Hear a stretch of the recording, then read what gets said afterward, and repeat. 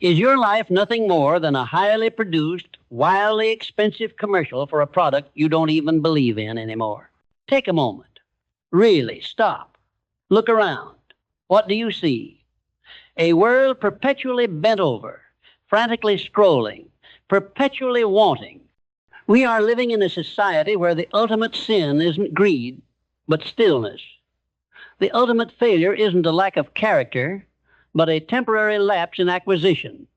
We've become a planet of obsessed consumers, chasing shadows of wealth and applause, trading the very essence of our time, the single, finite, non-renewable resource we all possess for a high-definition, high-interest rate ticket to a gilded cage. You're not being sold products anymore. You're being sold an identity, a narrative, a life that demands a constant, debilitating subscription fee. They tell you to hustle. They tell you to climb.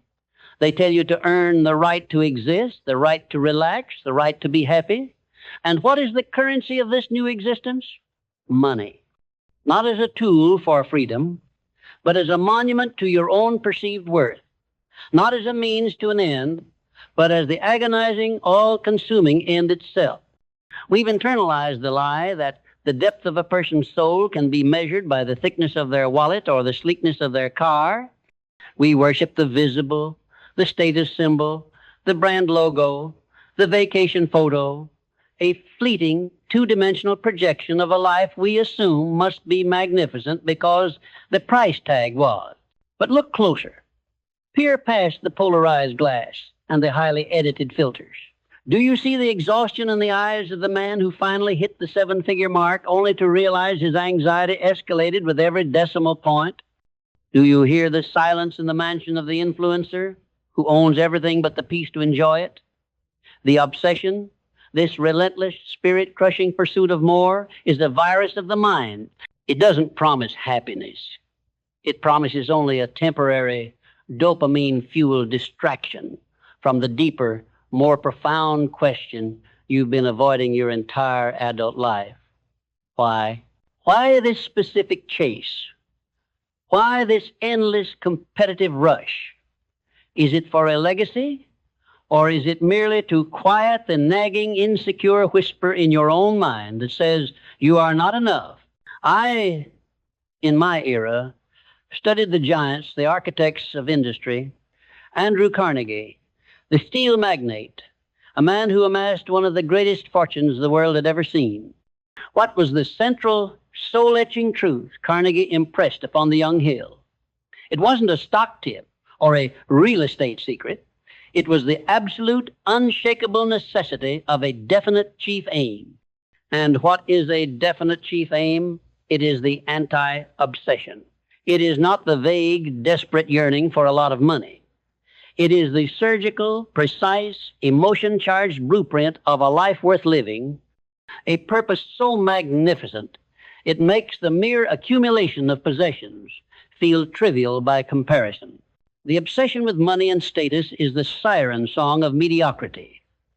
It promises arrival, but delivers only a revolving door of temporary fixes. The true giants, the ones who didn't just accumulate, but created, they understood a deeper magic. Look at Thomas Edison. He wasn't obsessed with the patent fees. He was obsessed with light. He saw a world of darkness and held a relentless, almost maniacal vision for illuminating it. His failures, the thousands of times his experiments didn't work, weren't setbacks. They were simply data points on the path to his definite chief aim. His obsession wasn't a dollar amount. It was an outcome that transcended his personal bank account. Look at Walt Disney. He wasn't focused on quarterly earnings reports in the beginning.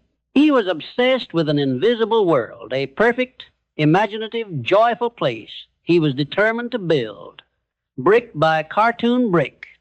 He faced bankruptcy, ridicule, and betrayal, but his vision, the purpose, was his fortress.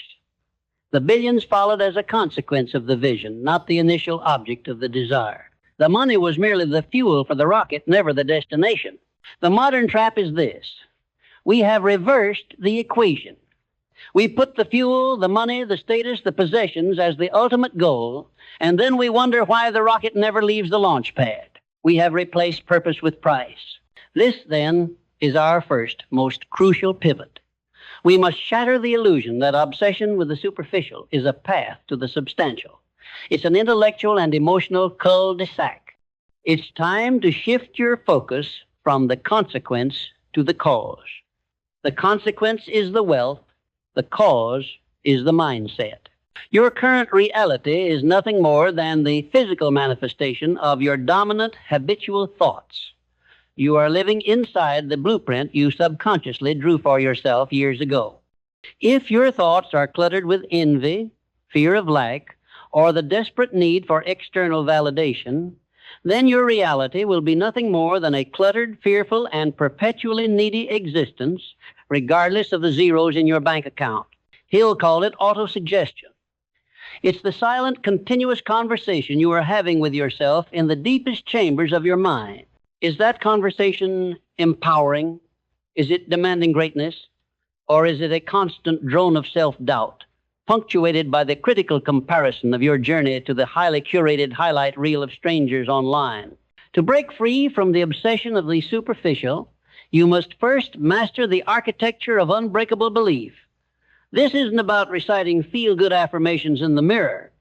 That's a parlor trick. This is a deep surgical installation of a new central operating principle in your core being. Unbreakable belief begins with clarity. The fog of generalized desire must be burned away. What exactly do you want? Not, I want to be rich, which is useless, but I will have $10 million in spendable capital by 11:59 p.m. on the 31st of December, 2035, achieved by revolutionizing the clean energy sector with my proprietary battery technology. See the difference? It is specific. It has a deadline. It names the method. And most importantly, it attaches a profound sense of purpose and value creation to the desire. This is not a wish. It is a command. It is a contract with yourself, signed in the ink of your own conviction. When you create this kind of clarity, two powerful things happen. First, your subconscious mind, the real powerhouse of your being, the tireless engine that works while you sleep, finally has a clear target. It stops wandering aimlessly, processing the daily deluge of negative news and social media comparisons, and starts working on the problem you've given it. It becomes a homing missile for opportunities, resources, and insights that align with your command. Second, you activate the universal principle that Hill observed in all the successful men he studied, the law of attraction. But forget the casual, passive interpretation you see on greeting cards. The law of attraction is not about wishing for a check to appear in your mailbox. It is about attracting the necessary people, circumstances, and knowledge, because your vibration, the emotional and intellectual intensity of your focus, is so high, so pure, and so aligned with your definite chief aim that you become a magnet for its realization. The obsessively superficial man attracts only fleeting transactions, temporary validation, and more debt. The man of unbreakable belief, anchored in a purposeful goal, attracts the very forces of creation. He is no longer chasing the market. He is becoming the market. He is no longer begging for a seat at the table. He is building his own universe. This shift in mental architecture is non-negotiable. It demands a rigorous, almost ruthless mental discipline. You must become the gatekeeper of your own mind. Every thought that does not serve your definite chief aim is a trespasser and must be immediately, surgically removed. The moment you catch yourself obsessing over a competitor's success, a brand name, or a perceived slight, you must stop, recalibrate, and consciously redirect that mental energy back toward your own specific burning purpose. This is the power of autosuggestion used correctly. You saturate your mind with the belief, the vision, and the command. You write it down. You read it aloud, twice daily, once in the morning to set the emotional intensity of the day, and once at night to instruct your subconscious on its mission while you sleep. You don't just say the words, you feel them. You feel the satisfaction of the achievement, the weight of the responsibility, the profound joy of the realization before it has physically manifested. This emotional charge is the voltage that brings the blueprint to life. And this, fundamentally, is where the obsessor and the creator diverge. The obsessor dreams of wealth to buy relief. The creator builds wealth to fund a mission. One seeks an escape from inadequacy. The other seeks to express a transcendent potential. The journey, however, is not a gentle stroll through a field of affirmations. It is a brutal, unrelenting climb. The moment you declare your definite purpose, the universe, or perhaps your own deeply ingrained habits, will begin to test your resolve. The first obstacle is always the specter of doubt. The second is the insidious, paralyzing disease of procrastination. These are not external enemies, they are internal saboteurs, the residue of the old fearful mindset still fighting for control. They must be faced not with dread, but with a cold, absolute conviction that your purpose is bigger than your fear. And that conviction, that force, is forged in the fire of desire. Not a weak general I wish, but a profound, burning, all-consuming, white-hot desire. It's the kind of desire that makes sleep difficult, the kind that demands action, the kind that makes the temporary discomfort of hard work feel insignificant next to the agony of an unrealized potential. It is the very engine Hill discovered powering every great success story from the early 20th century to the innovators of today, like Elon Musk, a man whose obsessive, sometimes reckless drive for multiplanetary life and sustainable energy is a masterclass in a definite chief aim that transcends personal luxury. He's not building rockets to buy more yachts. He's building them because the underlying vision is so enormous that it demands an all-in commitment. It is this white-hot desire, born from an unbreakable belief and anchored by absolute clarity, that creates the true positive obsession, the obsession with creation itself, not the obsession with the ephemeral rewards. This is the only kind of obsession that will not merely make you rich, but make you powerful, and more importantly, make you free.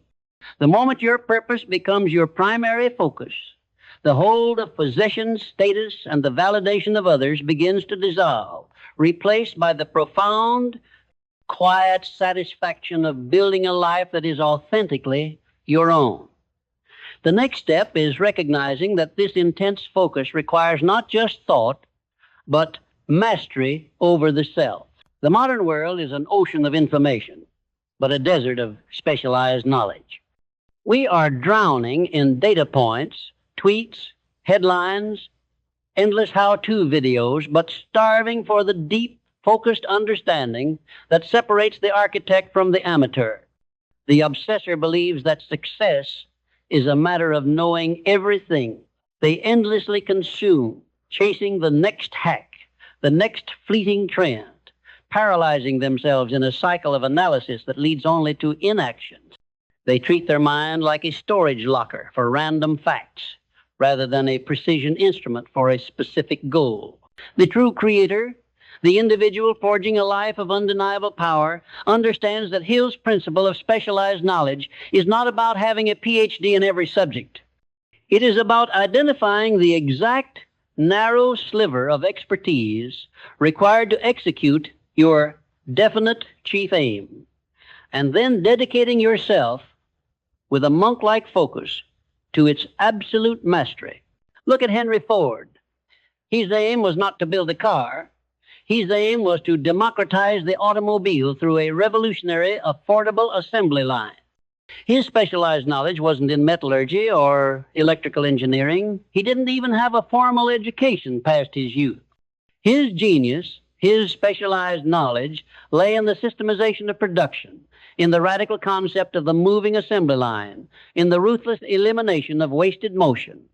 He understood the architecture of efficient scale. He didn't need to know everything. He needed to master the one thing that would allow him to manifest his vision, And what followed was not just a successful company, but the restructuring of modern industrial society. You must stop treating your focus like a scattergun. Obsession with money often manifests as a desperation to try 5 different ventures at once, dividing your meager resources, your time, your energy, your mental capital, until all 5 efforts collapse into frustrated mediocrity. This is the amateur's mistake. The master focuses on the one hill to take. They commit to becoming not good, but the undisputed authority in their chosen niche. This commitment is the antidote to the financial obsession. When you are genuinely, passionately dedicated to mastery, when the pursuit of knowledge itself becomes your inner reward, the pursuit of money recedes to its rightful place, a necessary, powerful, but secondary metric of your success in serving the world. But specialized knowledge, however deep, is a static force without the dynamic charge of imagination. The world worships logic and data, yet every monumental shift in human history began as a flight of pure, unadulterated imagination. Hill categorizes this into 2 types: synthetic imagination and creative imagination. Synthetic imagination is the ability to take existing ideas, concepts, and pieces of specialized knowledge and combine them in new and useful ways. This is the engineer's mind, the way Steve Jobs combined existing microchip technology, graphical interfaces, and design elegance to create the iPhone. None of those components were new, but the synthesis was a world-changing act of genius. The obsessed consumer only sees the new phone. The creator sees the process of combination. But the truly unstoppable force is creative imagination. This is the capacity to receive entirely new, revolutionary ideas that have no precedent in your current reality. This is the realm of the true visionary, the artist's mind. It's the mind that says, not only will I build a new car, but I will imagine a world where the vast majority of people can afford one, and I will build a revolutionary system to realize that world. This is the highest form of mental architecture, the gateway to genuine originality. And here is the crucial connection. Creative imagination is only activated when your white-hot desire and your definite chief aim are so intense that your conscious mind cannot solve the problem.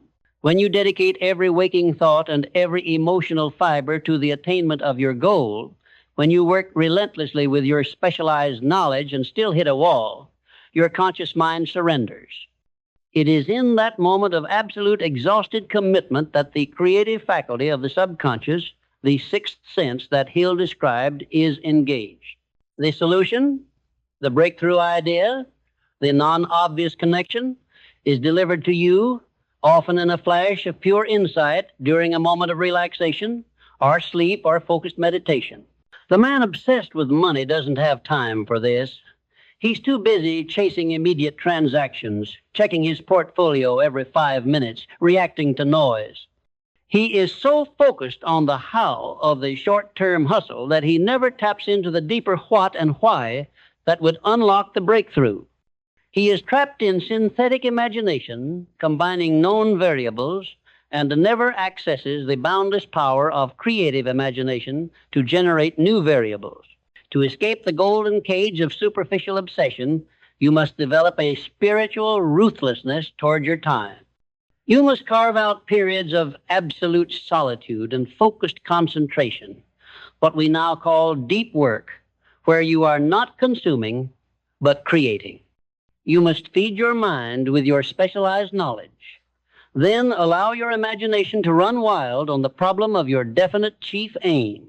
This is the forge where the true currency is minted, the currency of original ideas. In the 21st century, ideas are the ultimate leverage. Money is a commodity. Status is fleeting. Possessions decay. But a proprietary, world-shifting idea, born from focused, specialized knowledge and powerful, creative imagination, that is an engine of generational wealth, legacy, and genuine earned freedom, Once you have forged your unbreakable belief, acquired your specialized knowledge, and activated your creative imagination, you are ready for the most powerful and yet most overlooked principle, the mastermind alliance. The obsessor is a lone wolf, driven by scarcity, suspicion, and a zero-sum mentality. They view others as competitors to be crushed or resources to be exploited. Their journey is marked by isolation, and their ceiling is defined by their single brain's capacity.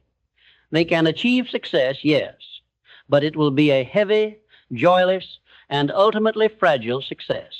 The individual dedicated to a monumental purpose, however, understands the exponential, almost magical force of the mastermind. I defined it simply: the coordination of knowledge and effort in a spirit of harmony between two or more people for the attainment of a definite purpose. This is not a casual networking group. It is not a weekly coffee club.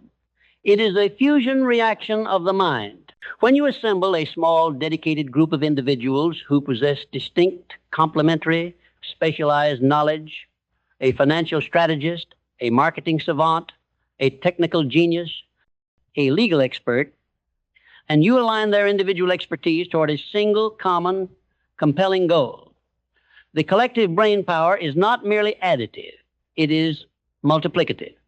The group mind, or the mastermind, creates a third, invisible, and overwhelmingly powerful entity.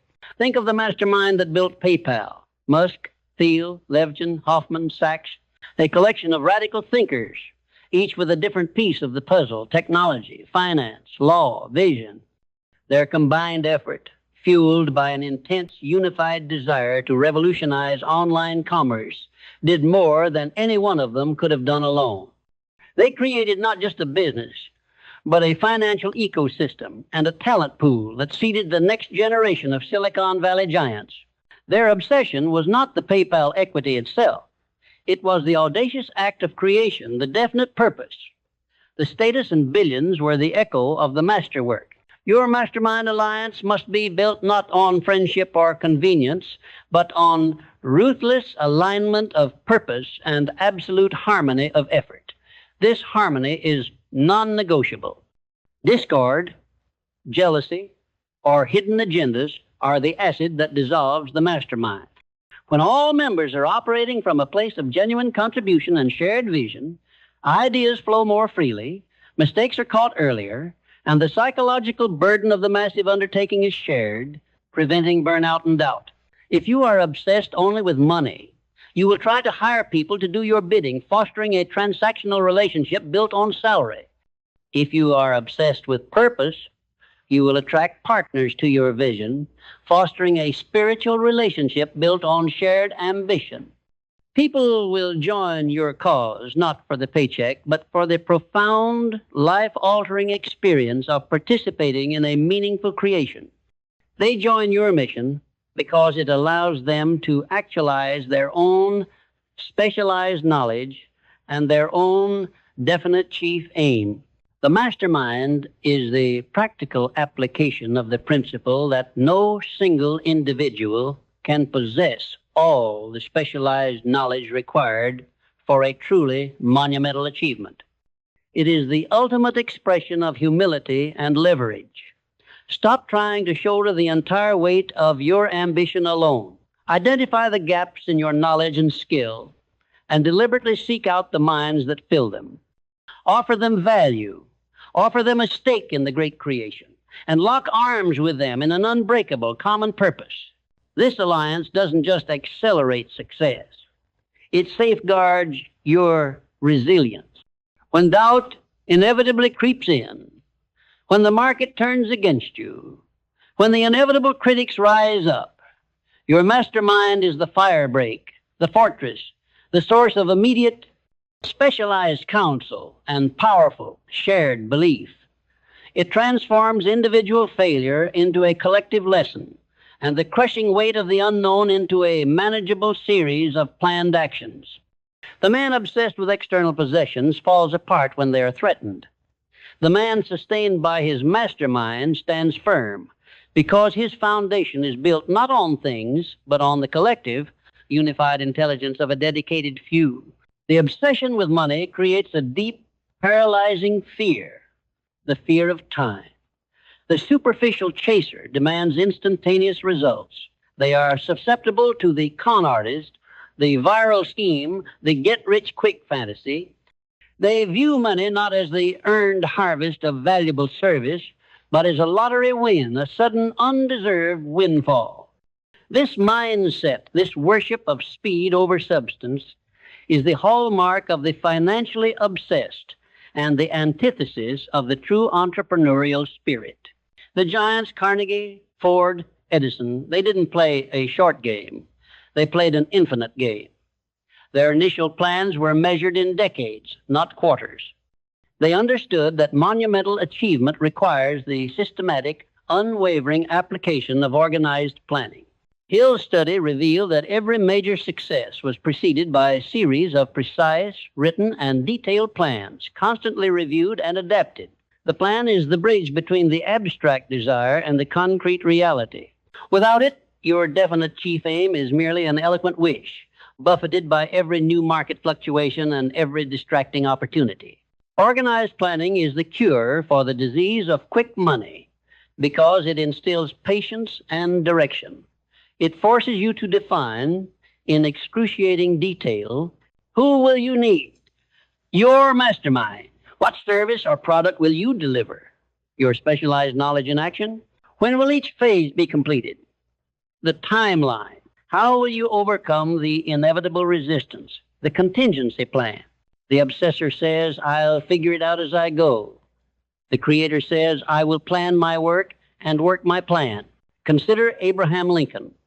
His definite chief aim was the preservation of the Union and the abolition of slavery, a goal so massive it defied current reality. His life was a continuous series of master plans, constantly revised in the face of political treachery, military defeat, and personal tragedy. His plans were not rigid.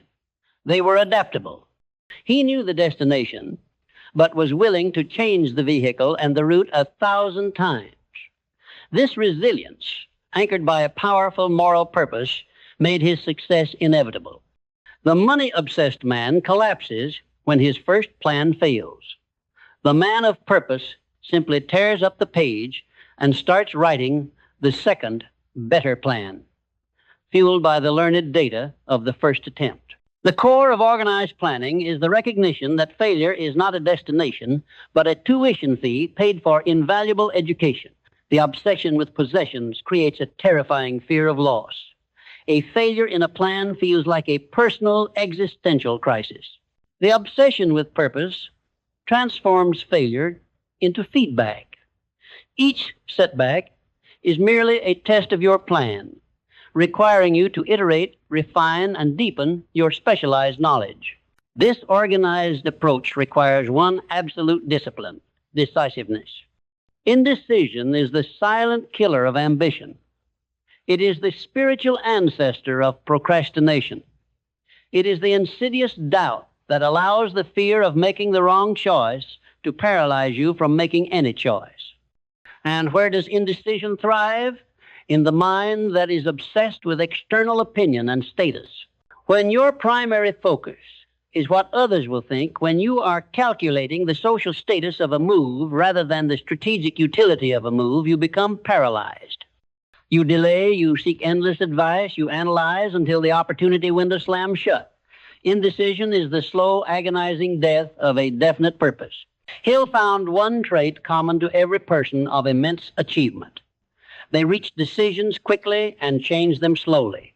Conversely, the mediocre man, the one trapped in the cycle of acquisition, is easily swayed, reaches decisions slowly, and changes them quickly. They are intellectual weather vanes, spinning directionally with every shift in the prevailing social wind or market hype. They chase cryptocurrency one week, real estate the next, and a new social media platform the week after. They confuse activity with productivity, and their scattered energy guarantees an equally scattered, unsatisfying result. Jeff Bezos in the early days of Amazon is a perfect example of rapid, decisive action married to a long-term plan. He made the radical decision to bet his entire future on online book sales, a deeply contrarian move at the time. He did not seek consensus. He sought data and conviction. His long-term plan was the everything store, but he had the decisiveness to rapidly commit to the first crucial step. This commitment and the subsequent rapid adjustment of his organized plans allowed him to move mountains while his slower, more cautious competitors were still holding committee meetings. Decisiveness requires a supreme confidence in your own judgment, a confidence that can only be built by possessing specialized knowledge. You can't make fast, good decisions if you don't know the core facts of your domain. Relying on your mastermind, you quickly gather the necessary specialized input, process it, and move, focusing only on the aim. If a decision moves you closer to your definite chief aim, it is the right decision, regardless of the criticism it generates. You must inoculate yourself against the poison of public opinion. The world's greatest creations were always in their infancy ridiculed by the majority. If you need the crowd's permission to act, you will live and die in the crowd's mediocrity. The man obsessed with status will sacrifice the right decision for the popular decision. The man obsessed with creation will sacrifice popular approval for the right strategic move. Make your decisions swiftly. Commit to them fully. Use your organized plans to test, not to hesitate. This decisiveness creates momentum, and momentum is the single greatest psychological advantage in the pursuit of any grand ambition. It pulls resources, people, and opportunities into your orbit. It is the difference between wading through mud and surfing a wave. There is a moment in every significant journey where the path disappears. The plan fails, the mastermind faces internal conflict, the money runs out, and the public mocks you. This is the crucible of perseverance. The obsessor quits here. The creator is forged here. Perseverance is not simply stubbornness. It is the unwavering faith that your definite chief aim, your purpose, is inevitable. It is the continuous, repeated application of effort long after the emotional intensity of the initial desire has waned. Hill identified perseverance as the acid test for sincerity of purpose. When Walt Disney was developing his character, Oswald the Lucky Rabbit, he lost the rights to the character and his entire animation team to a distributor. Total collapse. Most people would have quit, citing betrayal and bad luck. Disney didn't. He retreated, and in the sheer desperation of his white-hot desire, his creative imagination delivered Mickey Mouse. The profound rejection of the old allowed for the creation of the far superior new. His perseverance was a testament to his belief that his purpose was not to draw a rabbit, but to build a world of animated joy. Perseverance is an act of willpower, but willpower is only sustainable when it is channeled by a burning motive. If your motive is merely the acquisition of a luxury item, a possession the first wave of real adversity will wash it away. The motive isn't strong enough. But if your motive is to solve a grand problem, to express a unique vision, to serve a massive audience, that motive is an inexhaustible spiritual energy source.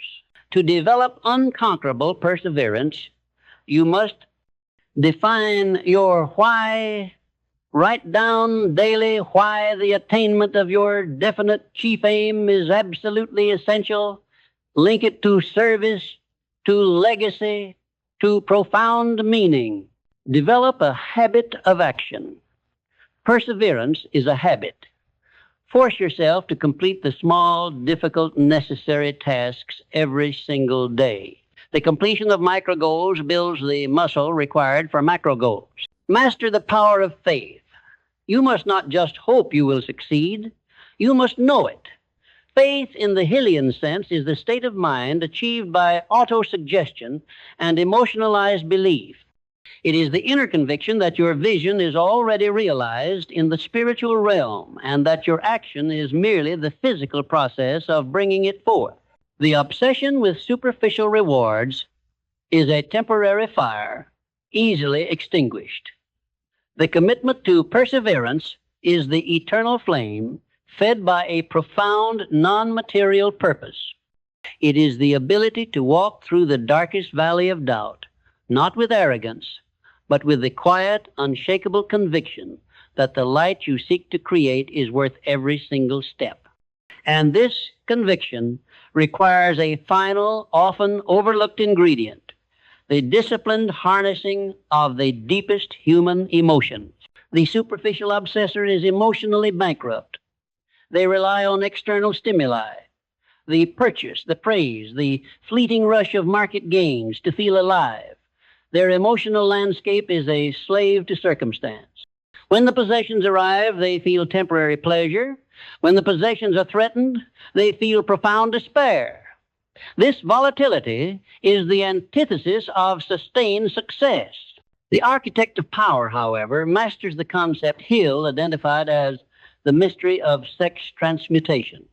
This principle, stripped of its original era Victorian framing, is fundamentally the practice of emotional alchemy, the process of taking the most powerful, intense, and driving force in the human psyche, which Hill recognized as the energy associated with the emotion of love and sex, and deliberately redirecting that raw, white-hot, creative power away from its purely physical expression and channeling it directly into the demanding, monumental labor of the definite chief aim. This is not a denial of human emotion. It is the ultimate leveraging of it, the intense, often chaotic energy that drives creation, connection, and desire is the very same psychic voltage required for breakthrough. The mediocre man squanders this voltage in distraction, gossip, momentary vices, and aimless striving. The master, the genius, takes that colossal, driving emotional engine and attaches it to the flywheel of their greatest ambition. Look at the history of those who fundamentally changed the world: artists, inventors, philosophers, and tycoons. A profound, almost spiritual intensity marked their focus. They were men and women consumed by their work in a way that defied normal explanation. Their energy was not merely intellectual. It was emotionalized thought. They didn't just think about their purpose, they felt it deeply, passionately, and continuously. This principle teaches that the highest form of human energy is not only physical or intellectual, but spiritual. When you channel your deepest creative and emotional drives into your organized plans, when your definite chief aim becomes your central emotional obsession, your power is amplified tenfold. Your perseverance becomes effortless, not labored, because it is fueled by an inner fire. Your communication becomes profoundly persuasive, because it is infused with genuine, unshakable conviction.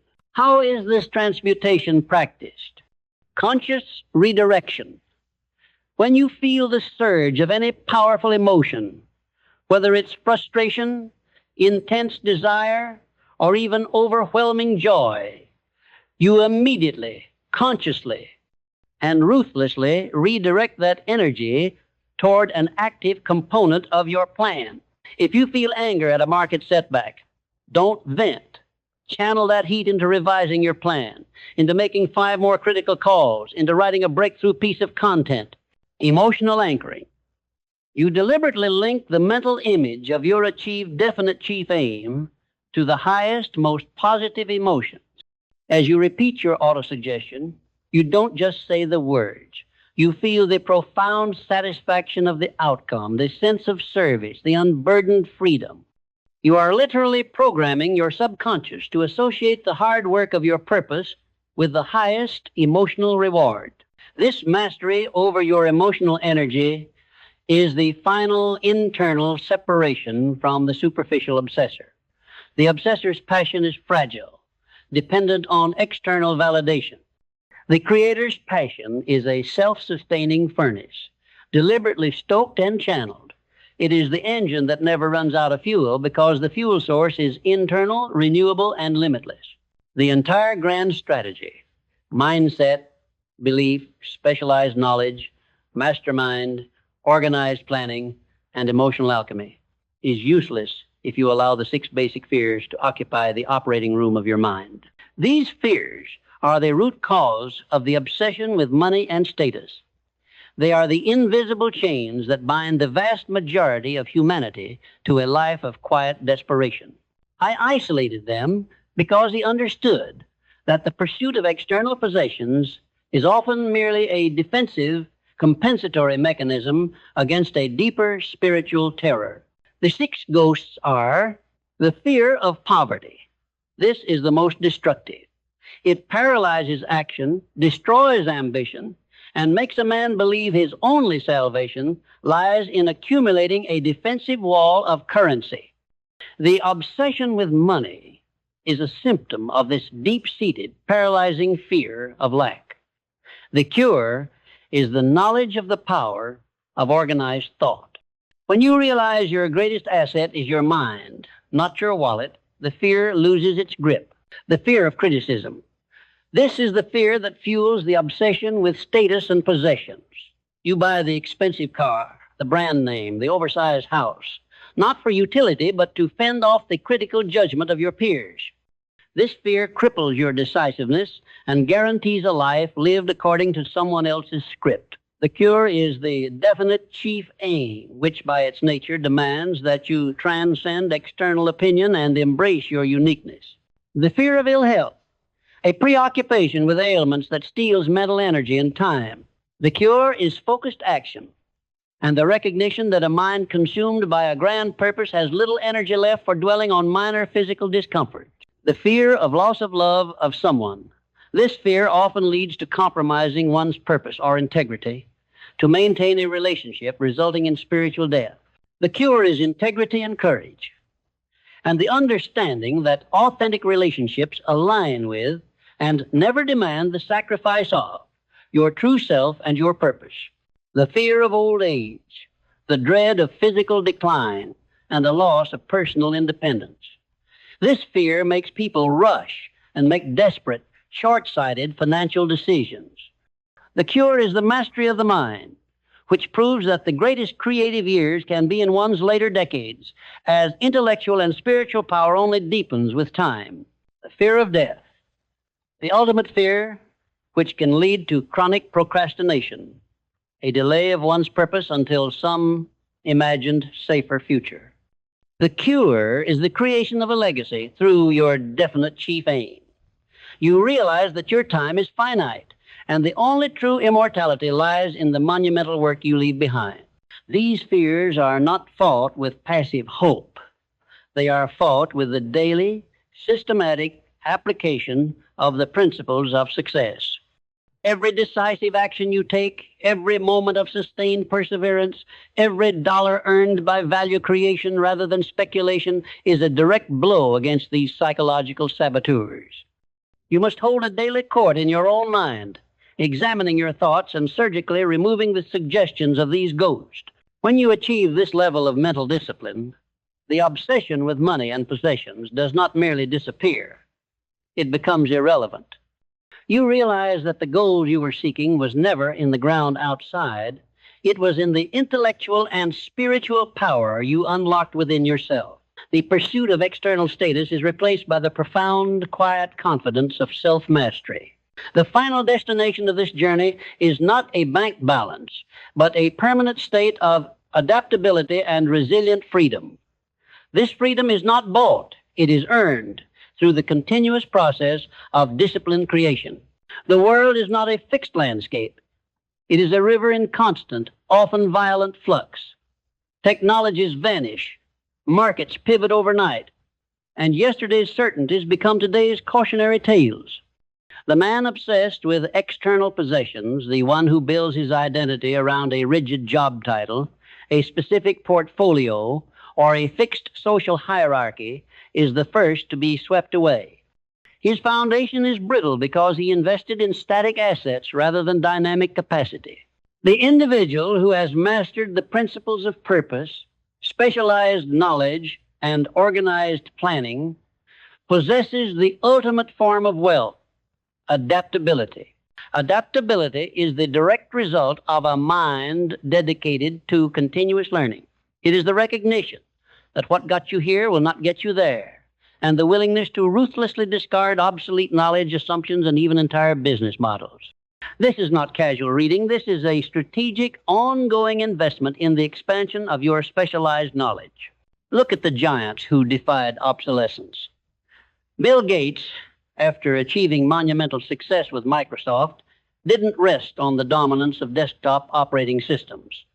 He showed a profound level of corporate adaptability, constantly shifting focus first to the internet, then to philanthropy, using his organizational and strategic mastery, his core specialized knowledge to tackle entirely new monumental problems like global health.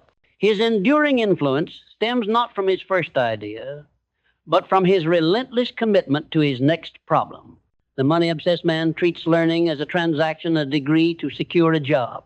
The Creator treats learning as a spiritual necessity, the oxygen required for the continuous execution of a high-level, ever-evolving, definite chief aim. To embody adaptability, you must cultivate 3 core habits. Systematic environmental scanning. You must dedicate time daily to deeply analyze the shifts in your industry, the emerging technologies, and the non-obvious social trends. This is not passive scrolling.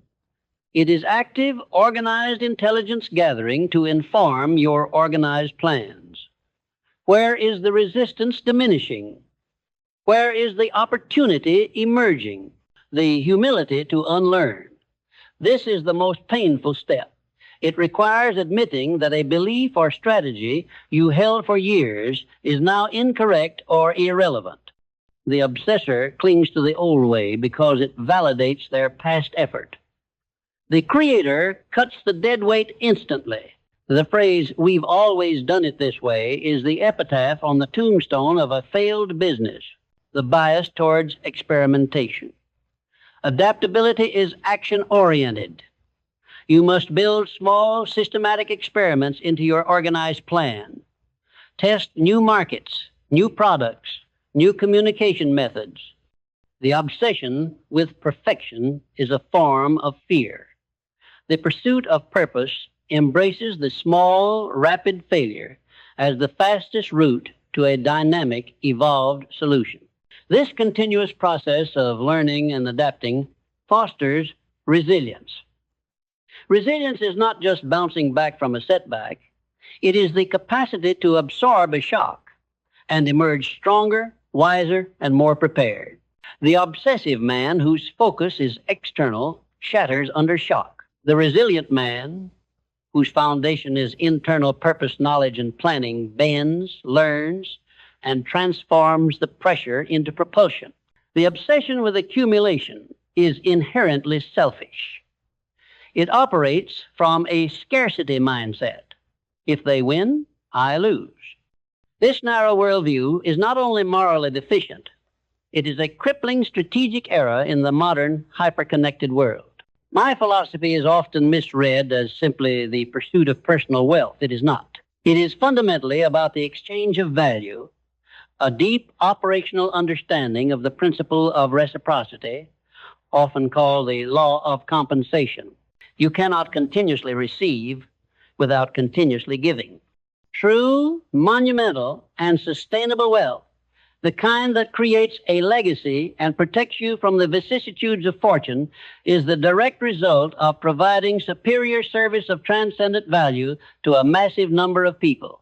The man obsessed with money tries to minimize his effort and maximize his profit margin. He delivers the minimum necessary to complete the transaction. The result is temporary, transactional wealth built on a fragile foundation of customer dissatisfaction and transactional relationships.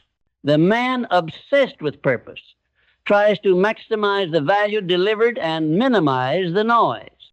He aims to make the quality of his product or service so overwhelmingly superior, so far beyond expectation, that his success becomes an inevitable, natural occurrence. He views every transaction not as an extraction, but as an opportunity to build a long-term, loyal alliance based on trust and undeniable value.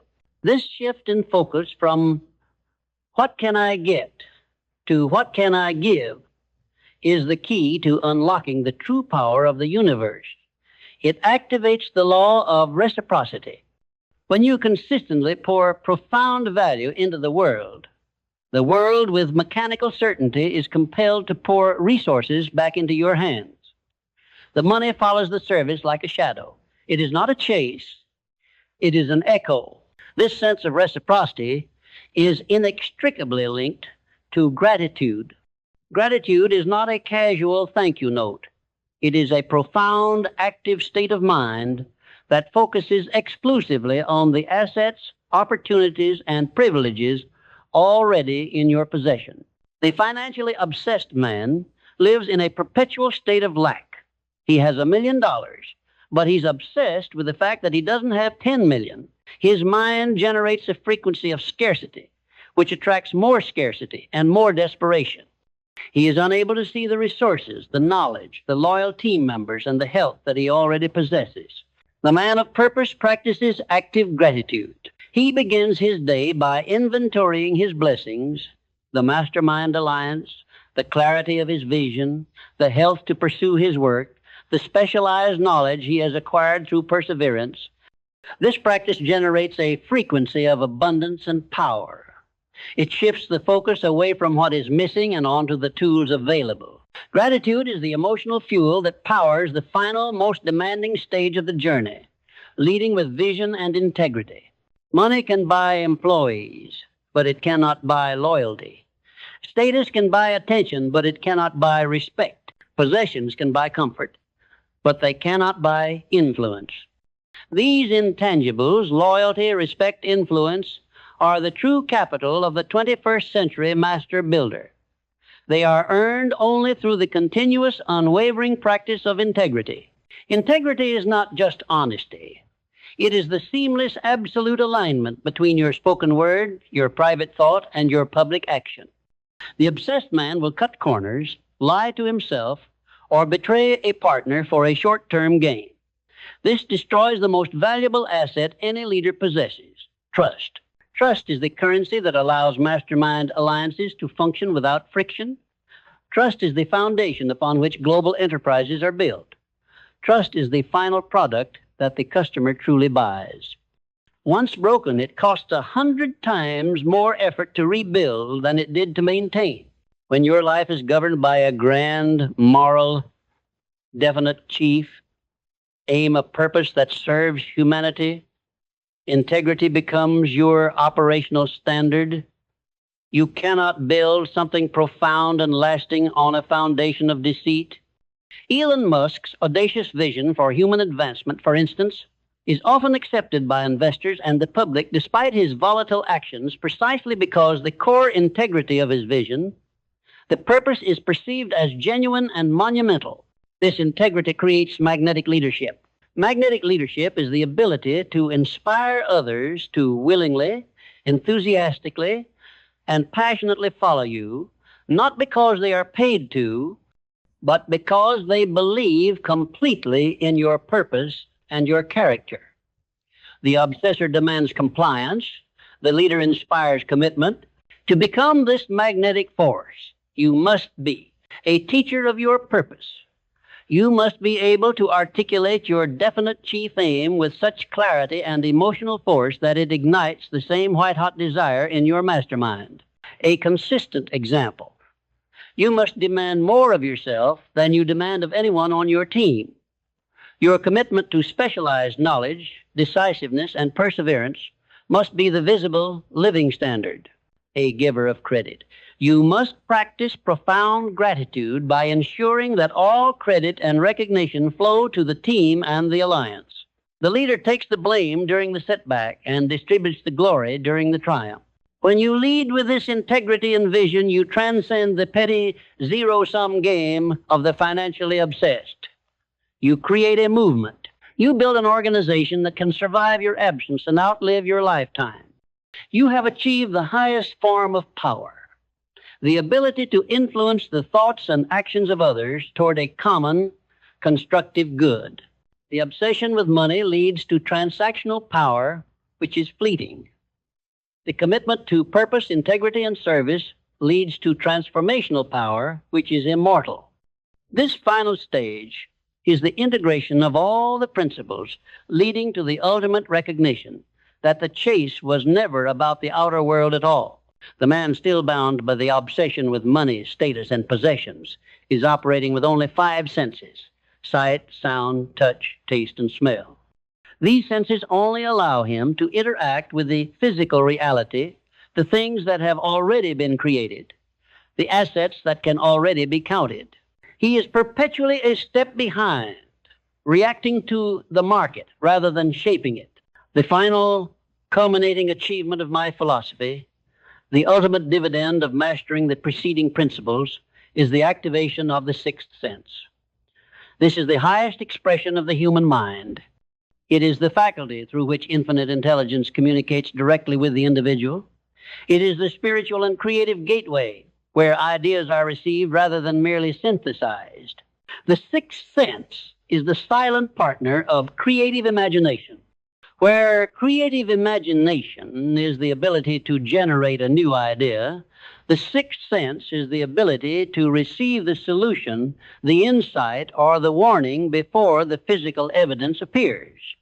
It is the hunch, the intuition, the sudden, perfect clarity that arrives when all other methods have failed. But listen closely. The sixth sense cannot be actively taught or summoned. It is only earned. It is the reward for the years of rigorous application of all the other principles. The white-hot desire charged with profound emotion. The specialized knowledge that has prepared the conscious mind to understand the message. The mastermind alliance that has elevated the mental frequency. The perseverance that has proven the sincerity of purpose.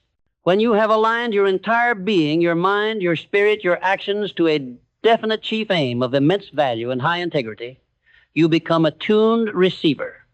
The static of the superficial world, the noise of market fluctuations, the chatter of critics, the distraction of possessions is cleared. You are operating on a higher frequency. Think of the scientists and inventors who report their greatest discoveries arriving in dreams or during moments of quiet contemplation. Nikola Tesla famously envisioned complex machinery, including the entire AC power system, fully formed in his mind before a single component was built. This was not luck.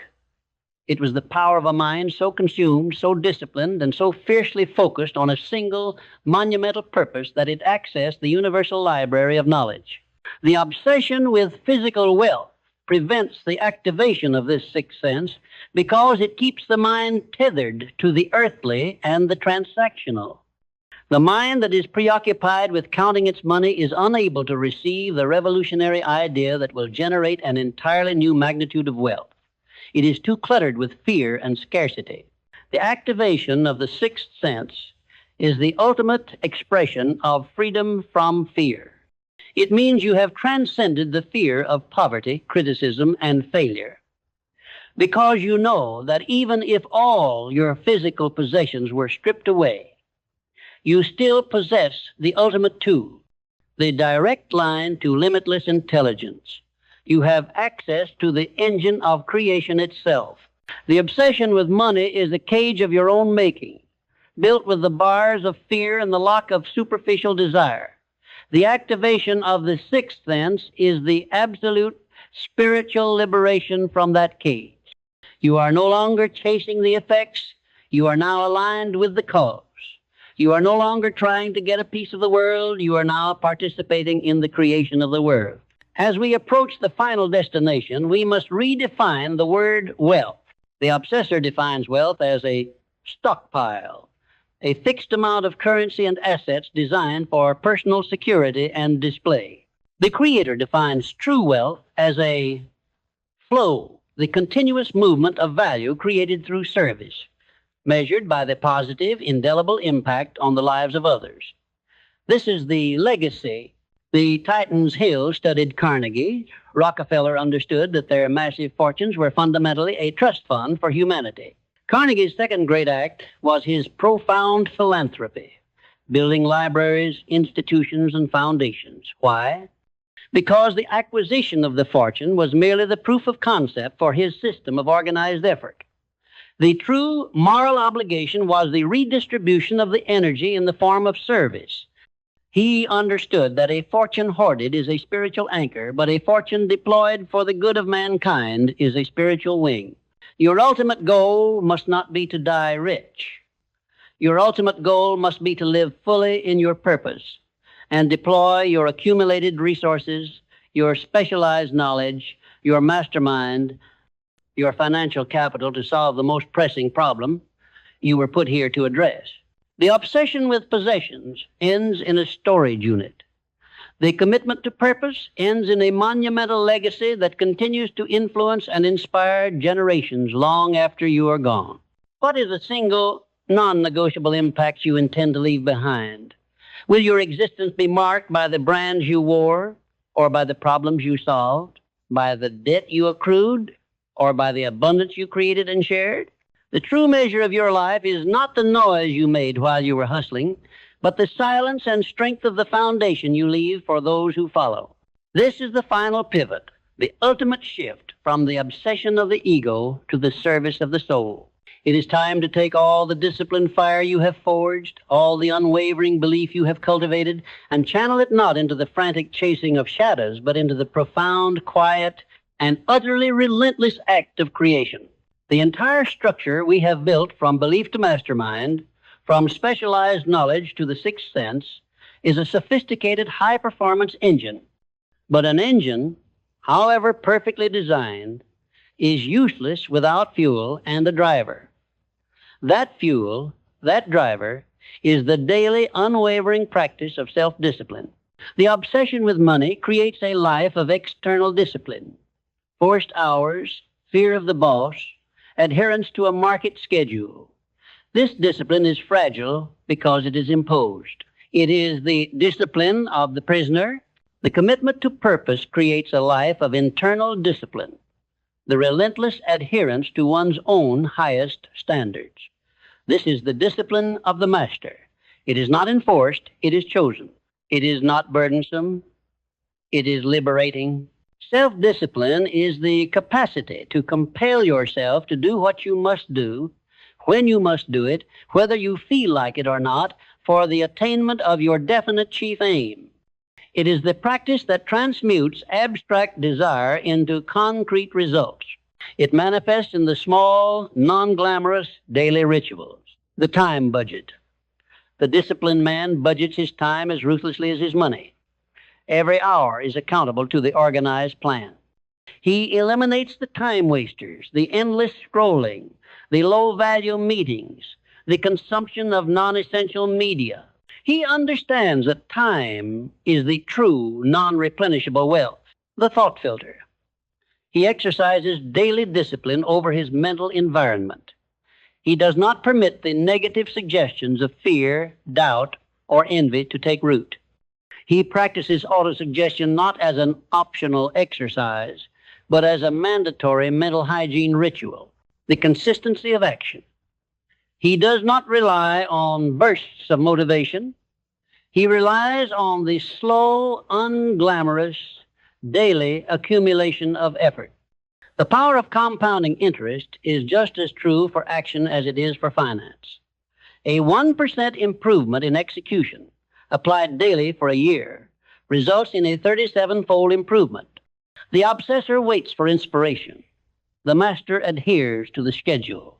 This commitment to self-discipline is what separates the ambitious dreamer from the actual achiever.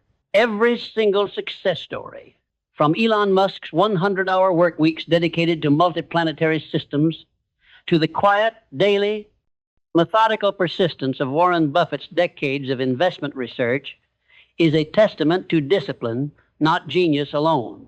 Genius is merely the organized application of knowledge and imagination, sustained by discipline. The obsessor will trade their health, their relationships, and their mental clarity for a sudden financial gain.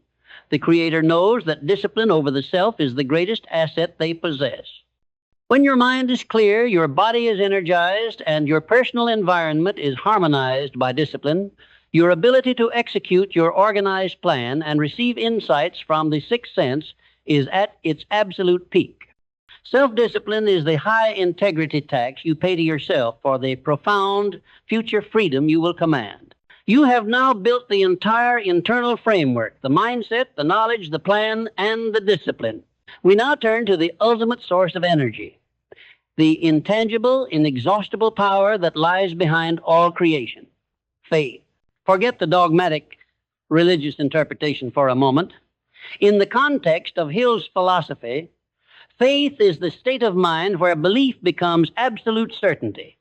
It is the knowledge deep in your core that the goal has already been achieved and that your current action is simply the physical process of catching up to the spiritual reality.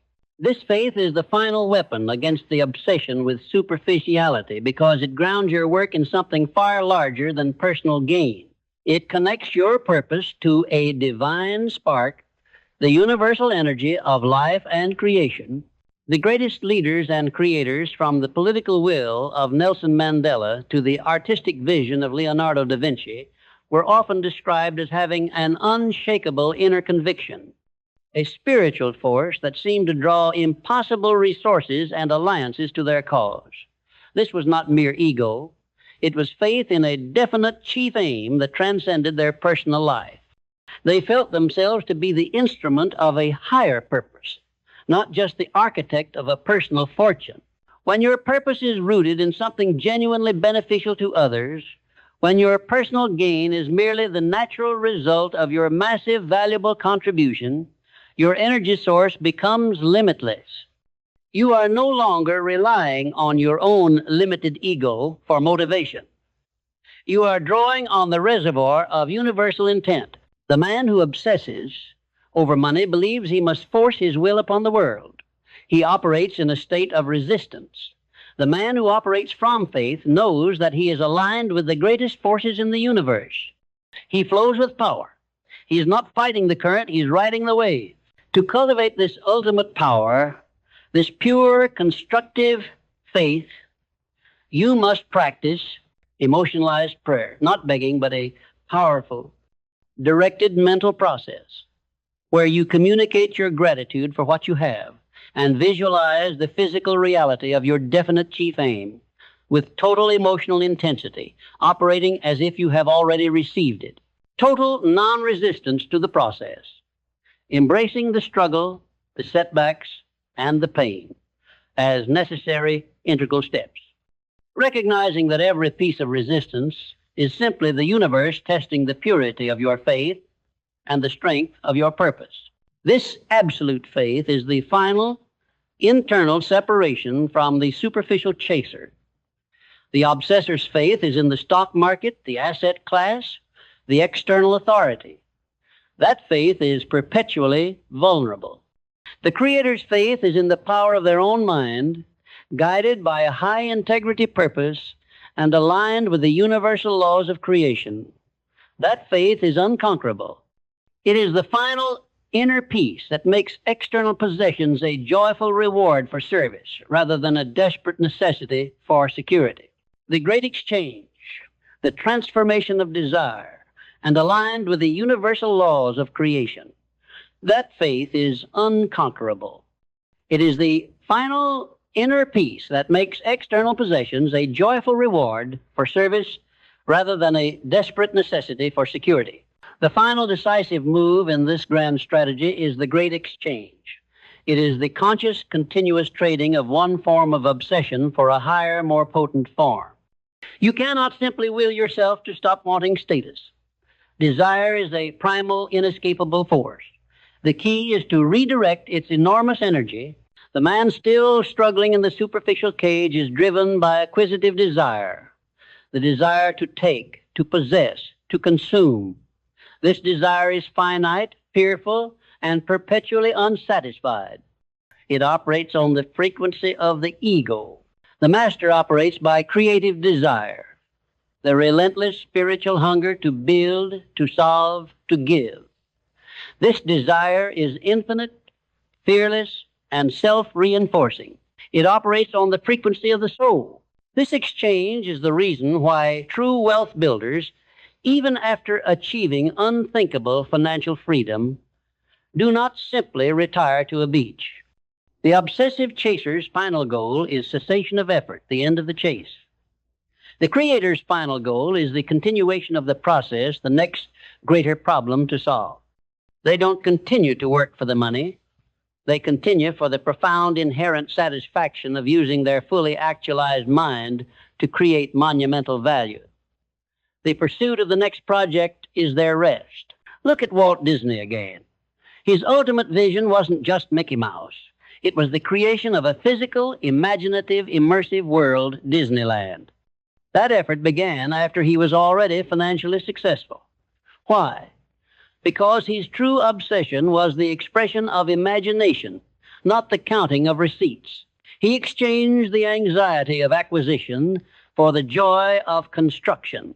You must practice this exchange daily. When you find your mind wandering into comparison, into calculating the cost of a luxury item, or into envy of another's success, you must execute the exchange. Acknowledge the obsession. I am feeling the desire for that external status symbol. Identify the root fear. This desire is a cover for my fear of criticism divided by poverty. Transmute the energy. Immediately redirect that hot, powerful, emotional energy into a measurable action that advances your definite chief aim. Write the next chapter of your plan. Make the difficult phone call. Solve the technical problem. You are not fighting the fire of desire. You are rerouting the hose to power the turbine of your purpose. This process transforms the nature of work itself. For the superficial man, work is a burden endured for a reward to be bought later. For the creator, work is the highest expression of self-mastery, the continuous, purposeful channeling of energy into a tangible creation. The work itself becomes the reward, and the money becomes a simple, honest scorecard of the value successfully delivered. The journey from superficial obsession to purposeful creation requires continuous course correction. The ultimate self-discipline is the discipline of honest self-evaluation. The obsession with status creates a powerful need to deceive others, which inevitably leads to the far more destructive habit of self-deception. The superficial chaser cannot afford to look at the truth of his life, his debt, his procrastination, his fractured relationships, because the truth contradicts the commercial he is trying to sell to the world. He lives in a house of mirrors, perpetually admiring a distorted, flattering reflection of himself. The architect of power requires an unflinching mirror. He must be willing to face the brutal, objective facts of his current reality, not to punish himself, but to inform his next organized plan. Hill's study implicitly recommends a rigorous annual or even monthly self-audit, a direct confrontation with the gaps between your current performance and your potential.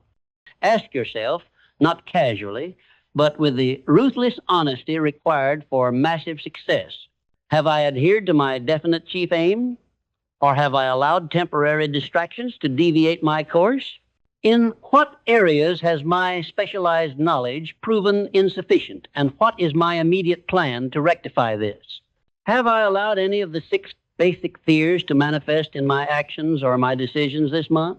Have I been a contributor or a detractor to my mastermind alliance? Did I give superior service in every transaction? Or did I allow shortcuts to erode my integrity?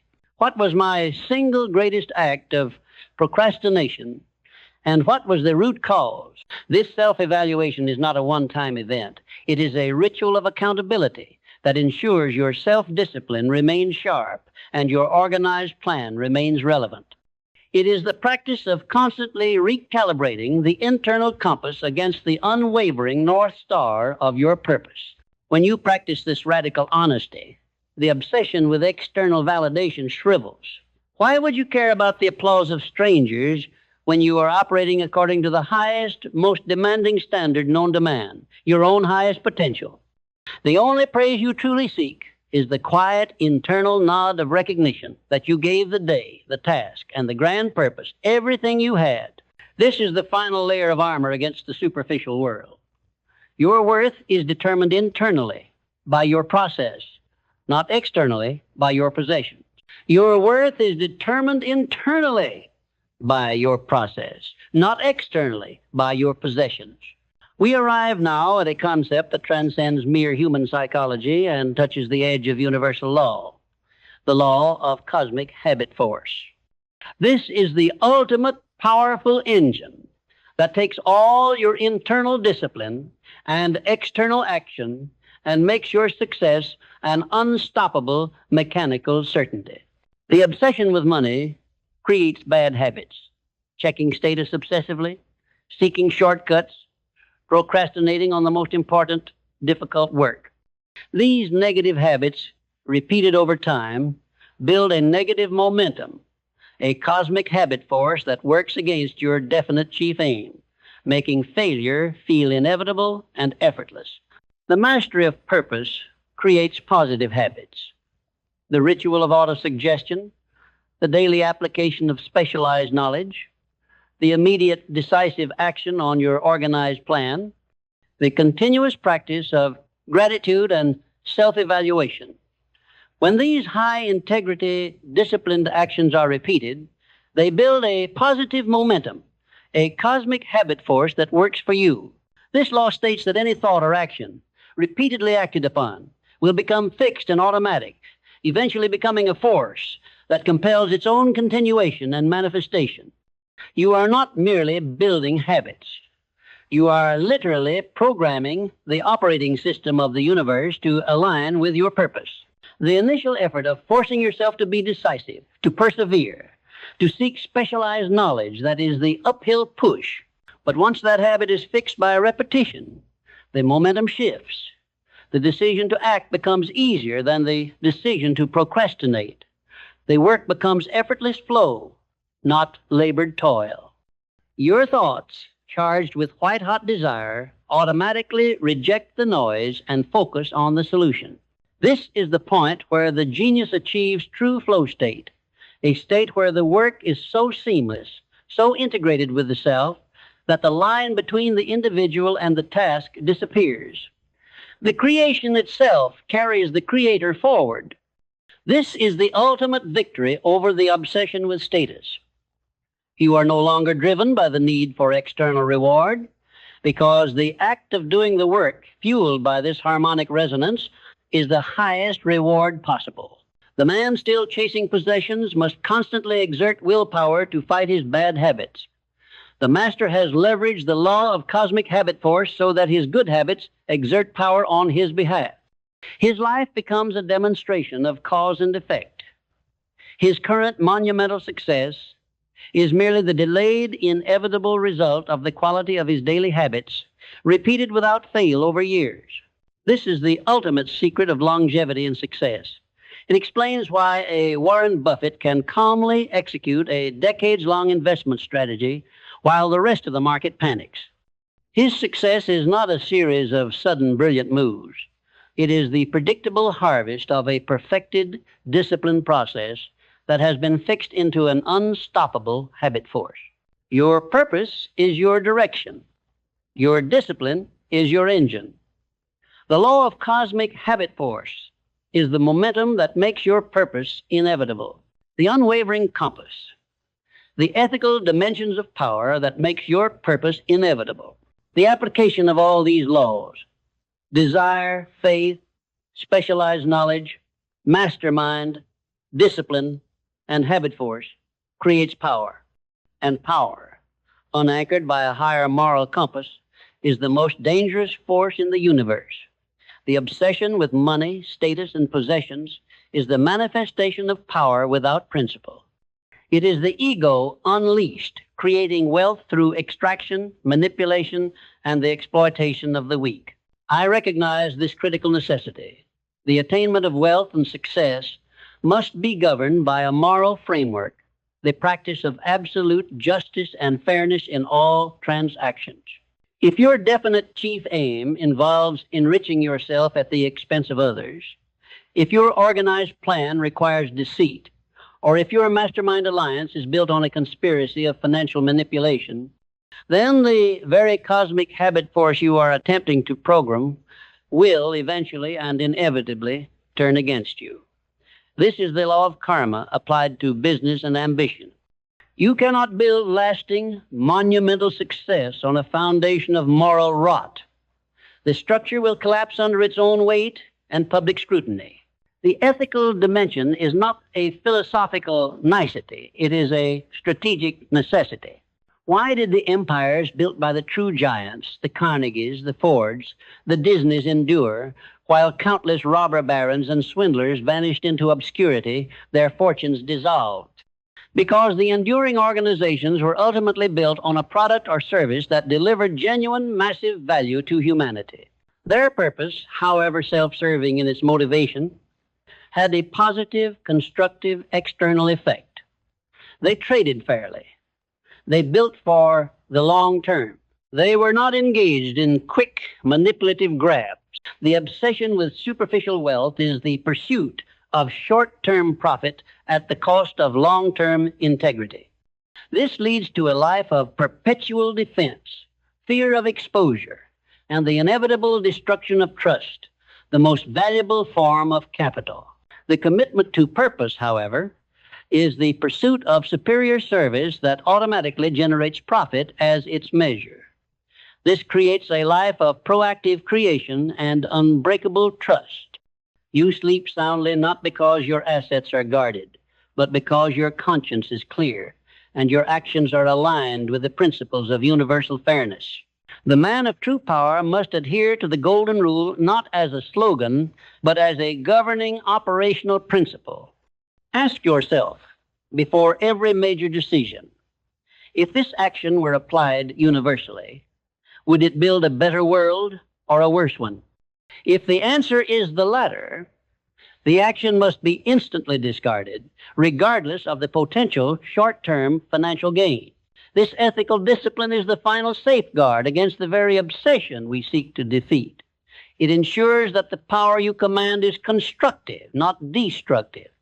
It ensures that your focus remains fixed on creation and service, rather than extraction and exploitation. The purpose is pure, and therefore the pursuit is unstoppable.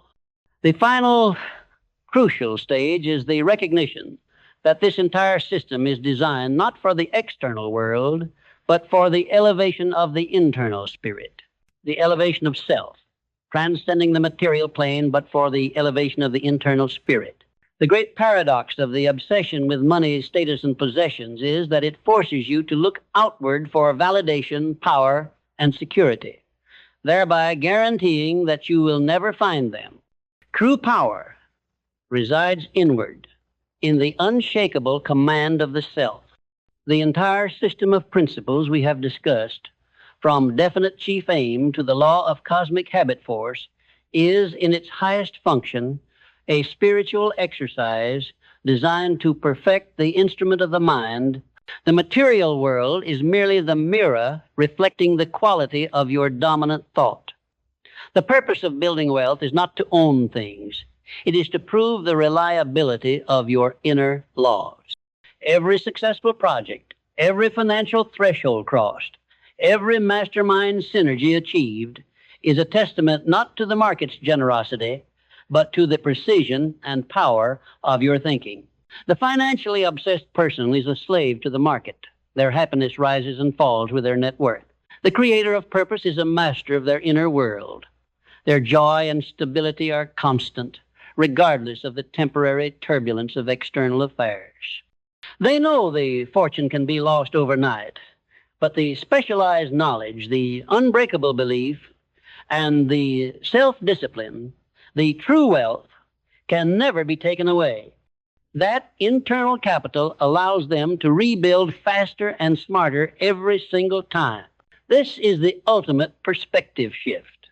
The relentless effort, the ruthless discipline, the sleepless nights spent planning, these are not a sacrifice for future material gain. They are the immediate, profound reward of living at the highest potential of your being. The satisfaction comes not from the bank transfer, but from the quiet internal knowledge that you are leveraging the full miraculous scope of your mental power. The constant chase for the new possession, the new phone, the faster car, the larger house is nothing more than a desperate attempt to fill a spiritual void with material clutter. This void is created by the refusal to engage in the difficult, necessary work of defining and pursuing a purpose that is larger than yourself. When your purpose is monumental, the small, petty anxieties of the material plane dissolve. You stop worrying about what others have or what others think because you are operating in a dimension where those concerns are irrelevant. You are concerned with universal truths, constructive systems, and the relentless advancement of your vision. This is the elevation of the self from a consumer to a force of nature. You have exchanged the fragile, fearful obsession with the dollar sign for the durable, profound commitment to the purpose sign. You have traded the temporary comfort of complacency for the eternal, exhilarating challenge of self-mastery. The final lesson is one of pure constructive power. You are not merely a product of your environment. Your environment is a product of your dominant thought and controlled action. Now, stand ready. The time for contemplation is over. The blueprint is complete. The engine is tuned. The only thing left is the irrevocable command. The final lesson is one of pure constructive power. You are not merely a product of your environment. Your environment is a product of your dominant thought and controlled action. All the knowledge presented, all the wisdom distilled from the lives of giants, all the powerful principles of Hill's philosophy, they are nothing but intellectual curiosity until they are fused with action. The obsession with external achievement often manifests as an obsession with planning without execution. The individual reads every book, attends every seminar, and perfects the blueprint, but stands frozen at the threshold of the building site, paralyzed by the fear of the first hammer swing. Inaction is the ultimate unforgivable sin against your own potential. The difference between the person who is merely interested in success and the person who is committed to success is this. The interested person studies the map. The committed person starts walking. Your definite chief aim is not a passive mental wish. It is a command for immediate and continuous action. Every day that passes without a tangible, measurable, and difficult action taken toward your primary goal is a day where you are actively, violently moving in the opposite direction. You are cementing a negative cosmic habit force, the habit of delay, of finding excuses, of prioritizing comfort over creation. Stop waiting for the perfect moment. There is no perfect moment. The market will never be perfectly stable. Your knowledge will never be perfectly complete, and your confidence will never be perfectly realized without the fuel of prior accomplishment. Confidence is the result of action, not the prerequisite for it. The man obsessed with money often delays action because he's waiting for the perfect market signal or the perfect partner, hoping to mitigate all risk. This is the fear of loss manifesting as procrastination. The Creator understands that calculated risk is a fundamental component of all great ventures. Risk is not the enemy. Indecision is the enemy. Your task now is to identify the single, hardest, most crucial action required by your organized plan today, the one action you've been avoiding, and execute it within the next hour. Not tomorrow, not after you finish another round of research. Now, this immediate, decisive action is the emotional trigger that shatters the cycle of superficial obsession and reestablishes your commitment to the profound. This act of pure, immediate execution is the final practical step in the transmutation process. It is the moment where the spiritual energy of white-hot desire is converted into the physical reality of the result.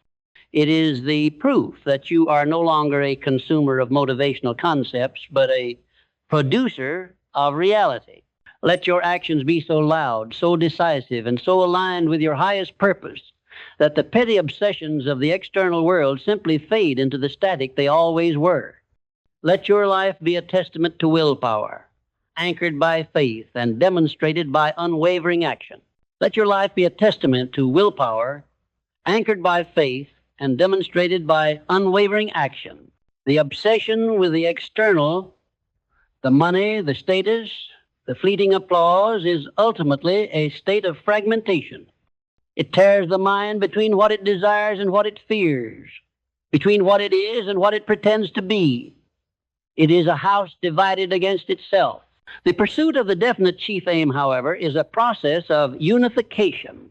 It gathers every scattered energy, the force of sexual transmutation, the focus of specialized knowledge, the power of controlled emotion, and channels them into a single, unstoppable laser beam. The result is a state of harmonic alignment, where the conscious mind, the subconscious mind, and the outer actions are all moving in lockstep toward the defined purpose. This alignment creates a condition of profound inner peace that is entirely inaccessible to the financially obsessed. The man chasing possessions is perpetually stressed because his happiness relies on conditions he cannot fully control. The market, the opinions of others, the loyalty of his investments. The man unified by purpose is at peace because his success is determined by conditions he can control, his own thoughts, his own efforts, his own integrity. He has outsourced his peace to no one. He is the master of his domain, which is his own mind. This final synthesis is the highest definition of personal sovereignty. You are no longer reacting to life, you are creating it. You have ceased to be a pawn in the global game of acquisition and have taken your place as an architect of reality. The money, the influence, and the resources that flow to you now are not being chased. They are being attracted by the magnetic force of your unified purpose. They are not the goal. They are the unavoidable, necessary tools delivered to the master craftsman to complete his greatest work. You have successfully traded the empty, shallow obsession with the material effects for the deep, profound commitment to the spiritual cause. The obsession is not defeated by fighting it. It is transcended by embracing something infinitely greater. This is the state of being Hill observed in every man and woman of lasting greatness. They were not merely rich, they were whole. They were not merely powerful, they were aligned. And now, having built the foundation, forged the tool, and achieved the final powerful alignment of self, there is only one moment left, the moment of command. This is the state of being Hill observed in every man and woman of lasting greatness. They were not merely rich, they were whole. They were not merely powerful, they were aligned. And now, having built the foundation, forged the tool, and achieved the final powerful alignment of self, there is only one moment left before the final declaration. That moment is the recognition of the burning moment. The entire scaffolding of organized planning, mastermind, and specialized knowledge is built for this instantaneous window, the moment of absolute clarity fused with absolute necessity. This is when the opportunity presents itself, the market pivots, or the necessary resource becomes available, and you must act with an intensity and speed that leaves the superficial chaser paralyzed in the dust. The obsessor is perpetually reactive. They wait until they see proof of success in others before they move. They are followers, always chasing the echo. The creator, operating with a sixth sense informed by their purpose, is perpetually proactive. They see the opportunity before it is fully formed, and they strike with the decisiveness of a lightning bolt. This is the lesson of Musk taking the entire payload of his personal fortune and betting it on Tesla and SpaceX at the height of the 2008 financial crisis. This was not recklessness. It was a burning moment recognized through years of rigorous, purposeful planning. The environment was at its most challenging, but for his definite chief aim to advance humanity into space and sustainable energy, it was the moment when the resources, the talent, and the public desperation for change were perfectly aligned. He acted with total unwavering commitment. Your obsession with money will make you hesitate in this moment. It will whisper the fear of poverty. Don't risk what you have for what you might get. This hesitation is the death of monumental achievement. Your commitment to purpose will command action. It will override fear with the absolute conviction that the mission is bigger than the temporary risk. It says, the cost of inaction is infinitely higher than the potential cost of failure. The burning moment requires the unification of three forces: preparation, specialized knowledge, and plan. You must have done the preparatory work so the necessary action is immediately clear. Emotional intensity, white-hot desire.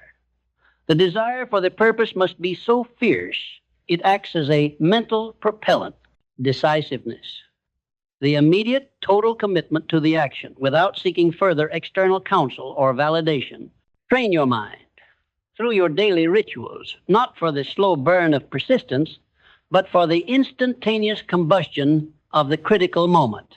This is where the mastermind pays its highest dividend. When a unified collective intelligence acts as one, with speed and devastating efficiency, to seize the fleeting advantage. You are no longer building a passive fortune. You are building a strategic, dynamic machine designed to capitalize on the moments when the universe grants you the rite of passage. Do not let the obsession with the small, safe gain blind you to the colossal opportunity that demands everything you have. This is the final test of your transition. When the moment of truth arrives, will you flinch and retreat to the safety of your possessions, or will you commit totally, demonstrating to the universe that your definite chief aim is an irrevocable force? The answer to that question defines your destiny. The iron law of attraction and repulsion, the ultimate vibe. The answer to that question defines your destiny. Your mind is a complex, sensitive broadcasting station, sending out a vibration based on your dominant emotional state and the quality of your habitual thought. The obsession with money, status, and possessions is a low-frequency, chaotic vibration. It is a signal of scarcity, fear, and neediness. This frequency, governed by the iron law of attraction, repels the very resources and opportunities required for massive, sustainable success. When you operate from a place of need, I need this deal to close, I need this approval, I need this money to survive, you broadcast the vibration of lack. The universe, your mastermind, potential partners, and customers are drawn not to your spoken words, but to your dominant feeling. That feeling of desperation creates friction, raises suspicion, and repels the high-integrity, high-value opportunities you seek. People do not want to connect with desperation. They want to connect with certainty and abundance. The committed creator, anchored by faith and purpose, broadcasts a high-frequency harmonic vibration. This is the signal of certainty, value, and abundance. Because your definite chief aim is so clear and your belief is so strong, you do not hope for the outcome. You know it is inevitable. Because your focus is entirely on delivering superior service, your vibration is one of contribution, not extraction. Because you practice daily gratitude and focus on your immense internal resources, you operate from a place of, I have more than enough to start and succeed. This high-frequency vibration acts as a magnetic force. It is the true non-passive interpretation of the law of attraction. It attracts the necessary people, the right members for your mastermind, the high-quality clients, the investors who align with your purpose. It repels the superficial, transactional relationships that waste your energy. This is the power Hill saw in Carnegie when he attracted and retained the greatest minds in steel. It wasn't just money. It was the vibration of an audacious, world-changing purpose that magnetized talent to his cause.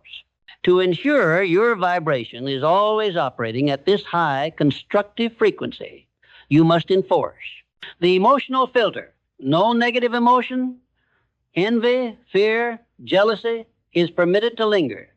You immediately use the technique of transmutation to convert the negative charge into positive action. The gratitude loop. You start and end every day by actively generating the feeling of profound gratitude.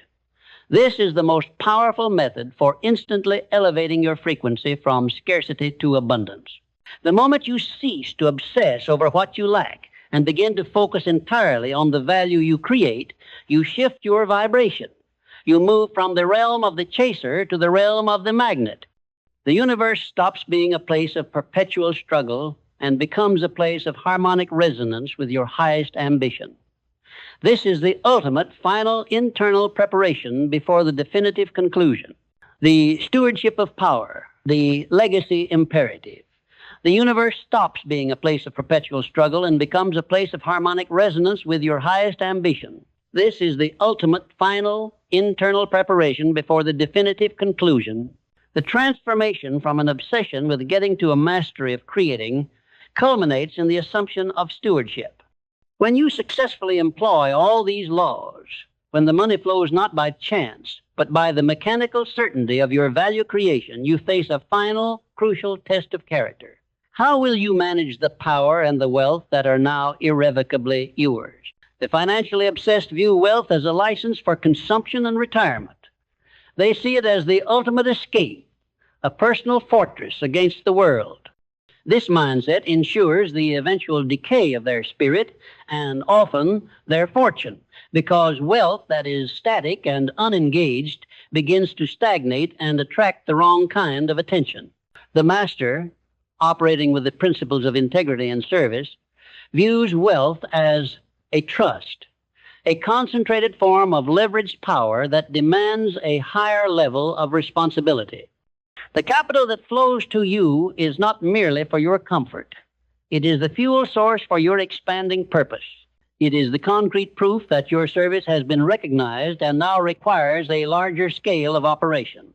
This stewardship requires a continuous ethical discipline. Investment, not hoarding. Your capital must be perpetually engaged in advancing your definite chief aim or supporting ventures that align with the moral framework of your creation. It must be a dynamic force, not a defensive pile. The multiplication of opportunity. True stewardship means using your influence and capital to create opportunities for others, nurturing your mastermind, funding new talent, solving community problems. This is the practical application of reciprocity on a grand scale, ensuring the flow of wealth is sustained not just by your efforts, but by the prosperity you seed in the world, humility, and transparency. The greatest danger of power is arrogance.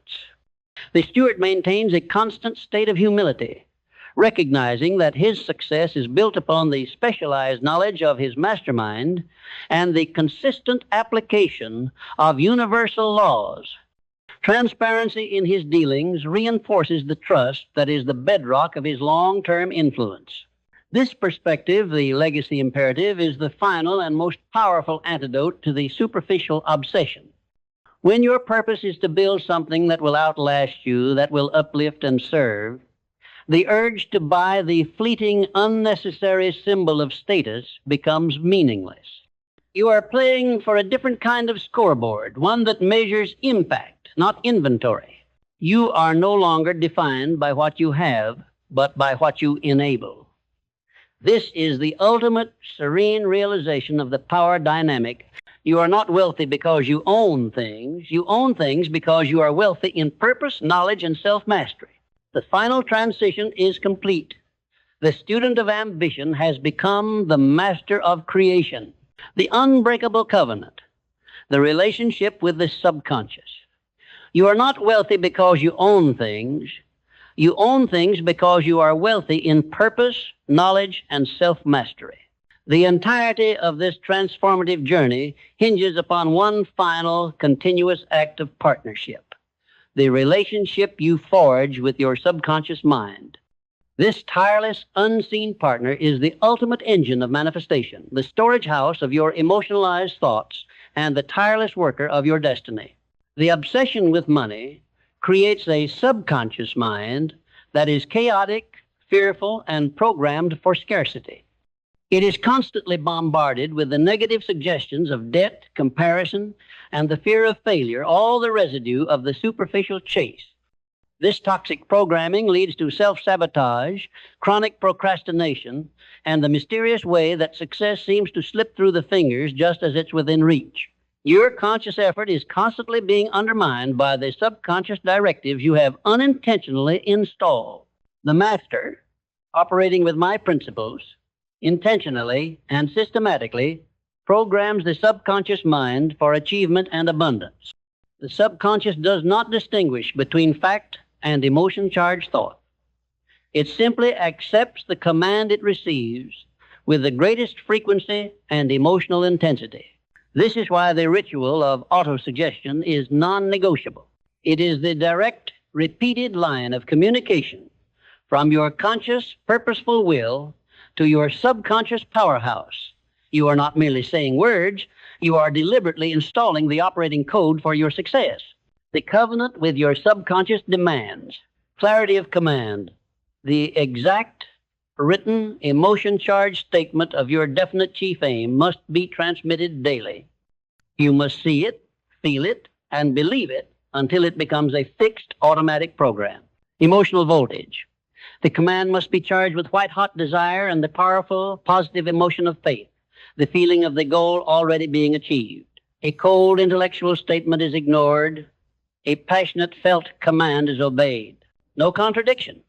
You must be absolutely ruthless in preventing the influx of counter-suggestions. When a fearful thought, a ghost of fear, enters the conscious mind, it must be instantly intercepted, reframed, and replaced with an empowering statement of the definite chief aim before it can be accepted and acted upon by the subconscious.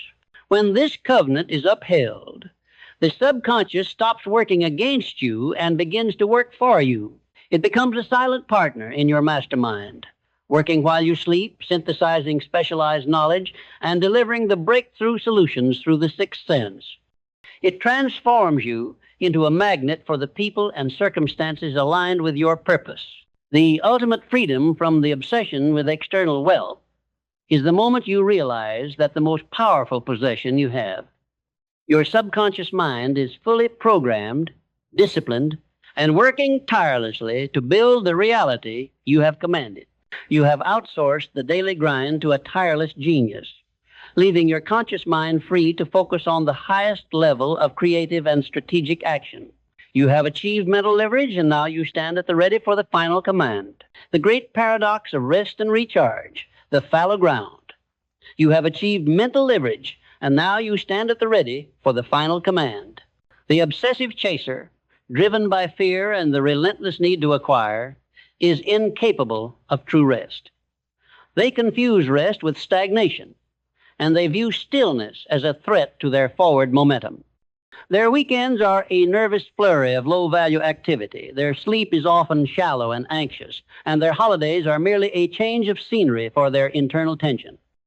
They treat their mind and body as machines to be perpetually exploited, leading inevitably to burnout, diminished returns, and the catastrophic failure of their creative imagination. The master, operating with the certainty of the law of cosmic habit force, understands the profound strategic necessity of deliberate rest and focused recuperation. They know that the subconscious mind does its finest work when the conscious mind is deliberately taken offline. This is the paradox of the fallow ground. A field must lie unused for a season for the soil to replenish its nutrients and yield a richer harvest. The mind is no different. Rest, for the person of purpose, is not a sign of weakness. It is a strategic, non-negotiable component of organized planning. It is the period when the subconscious mind takes the massive influx of specialized knowledge, the chaos of daily challenges, and the emotional voltage of the definite chief aim, and synthesizes them into the breakthrough idea, the flash of the sixth sense. Look at the great thinkers who made it a ritual. Albert Einstein found his clearest insights during long walks. Winston Churchill mandated afternoon naps, believing they doubled his productive hours. They were not merely taking breaks. They were optimizing the conditions for creative imagination to function. This deliberate recharge requires the discipline to completely disconnect from the obsession. It is not enough to stop working. You must actively engage in activities that bring profound, non-work related joy and stillness. This might be nature immersion, placing yourself in environments free from the commercial noise that fuels the superficial obsession, harmonizing relationships, investing intentional, present time with your loved ones, reinforcing the non-financial value that anchors your purpose, creative expression, non-business related, engaging in a hobby, music, art, reading for pleasure that uses a different part of your brain and replenishes the well of imaginative energy. The key is that this rest is guilt-free. Because your efforts are governed by an organized plan and driven by unbreakable belief, you know that the time away is not a deviation, but an essential investment in the quality of the next phase of execution. The obsessed man returns to work feeling tired and resentful. The creator returns to work feeling energized, clarified, and often with the very solution he was previously wrestling with. You must stop fearing the silence and the space. The greatest creations in human history were born not from the noise of the marketplace, but from the quiet conviction of the solitary mind. Honor the fallow ground. Treat your recovery not as a reward, but as a tool of power. This final balance ensures the sustainability and joy of the long journey, making the success you command not just massive, but whole. The unwavering compass, the ethical dimensions of power. The entire scaffolding of organized planning, mastermind, and specialized knowledge is built for this instantaneous window, the moment of absolute clarity fused with absolute necessity. This is when the opportunity presents itself, the market pivots, or the necessary resource becomes available, and you must act with an intensity and speed that leaves the superficial chaser paralyzed in the dust. The power generated by this disciplined system, by the unification of all these forces, is immense. And power, unanchored by a higher moral compass, is the most dangerous force in the universe. The obsession with money, status, and possessions is the manifestation of power without principle. It is the ego unleashed, creating wealth through extraction, manipulation, and the exploitation of the weak. I recognize this critical necessity. The attainment of wealth and success must be governed by a moral framework, the practice of absolute justice and fairness in all transactions. This is not a soft philosophical footnote. It is a strategic imperative.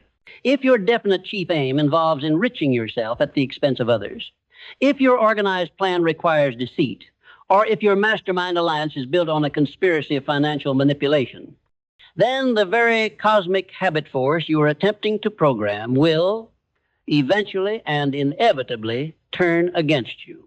This is the law of karma applied to business and ambition. You cannot build a lasting monumental success on a foundation of moral rot. The structure will collapse under its own weight and public scrutiny. The ethical dimension is not a philosophical nicety. It is a strategic necessity. Why did the empires built by the true giants, the Carnegies, the Fords, the Disneys, endure? While countless robber barons and swindlers vanished into obscurity, their fortunes dissolved. Because the enduring organizations were ultimately built on a product or service that delivered genuine, massive value to humanity. Their purpose, however self-serving in its motivation, had a positive, constructive, external effect. They traded fairly. They built for the long term. They were not engaged in quick, manipulative grabs. The obsession with superficial wealth is the pursuit of short-term profit at the cost of long-term integrity. This leads to a life of perpetual defense, fear of exposure, and the inevitable destruction of trust, the most valuable form of capital. The commitment to purpose, however, is the pursuit of superior service that automatically generates profit as its measure. This creates a life of proactive creation and unbreakable trust. You sleep soundly not because your assets are guarded, but because your conscience is clear and your actions are aligned with the principles of universal fairness. The man of true power must adhere to the golden rule not as a slogan, but as a governing operational principle. Ask yourself, before every major decision, if this action were applied universally, would it build a better world or a worse one? If the answer is the latter, the action must be instantly discarded, regardless of the potential short-term financial gain. This ethical discipline is the final safeguard against the very obsession we seek to defeat. It ensures that the power you command is constructive, not destructive. It ensures that your focus remains fixed on creation and service rather than extraction and exploitation. The purpose is pure, and therefore the pursuit is unstoppable. The final crucial stage is the recognition that this entire system is designed not for the external world, but for the elevation of the internal spirit. You started this journey asking a question laced with cynicism. Is your life nothing more than a highly produced, wildly expensive commercial for a product you don't even believe in anymore? The answer now, forged in the furnace of discipline and purpose, is a defiant, unshakable no. You have seen the mirage of the golden cage. You have dismantled the lie that fulfillment can be bought, driven, or worn. You understand that the obsession with the external money, status, possessions, is merely the symptom of a mind that has forgotten its own infinite power. The secret is not in what you get, but in what you become. You are no longer the frightened consumer, tossed by the chaotic waves of the market and public opinion. You are the master architect, standing on the unshakable foundation of your definite chief aim. You have built the ultimate fortress of the self. You possess the unbreakable belief forged by autosuggestion and faith. You command the specialized knowledge that makes your contribution indispensable. You leverage the mastermind alliance, a synergistic, unstoppable force of collective genius. You execute with the decisiveness born of organized planning and the perseverance that makes failure merely a data point. You are powered by the transmuted emotional energy that has turned base desire into spiritual rocket fuel. You listen to the quiet, infallible counsel of the sixth sense, receiving the answers that the rational world cannot provide. You are governed by the iron law of integrity, ensuring that your power is constructive, eternal, and aligned with justice. Every single principle, from the white-hot desire to the law of cosmic habit force, is now fused into a single, cohesive, self-sustaining system. You are not chasing wealth. You are radiating the frequency of creation. The money, the resources, and the influence are now simply the automatic magnetic response to the undeniable value of the service you command yourself to deliver. The ultimate measure of your life is not found in your accounting ledgers, but in the indivisible alignment of your thought and your action, the spiritual wealth of your own mastered potential. So now, let the past die. Let the fear of lack dissolve. Let the desperate need for external validation fall away like dust. You have paid the price of knowledge. You have forged the covenant with your subconscious mind. You have seen the truth. Your greatest asset is not in the bank. It is in the absolute sovereign command of your own mind. This is your moment of absolute commitment. Look at the specific, detailed, terrifyingly bold, definite chief aim you have committed to paper. Feel the white-hot desire surge through your entire being. Feel the conviction of your mastermind supporting your back. Feel the effortless pull of the cosmic habit force waiting to take over. And now speak the final unshakable command to the universe and, more importantly, to the highest, deepest, most powerful part of your own soul. Go forth.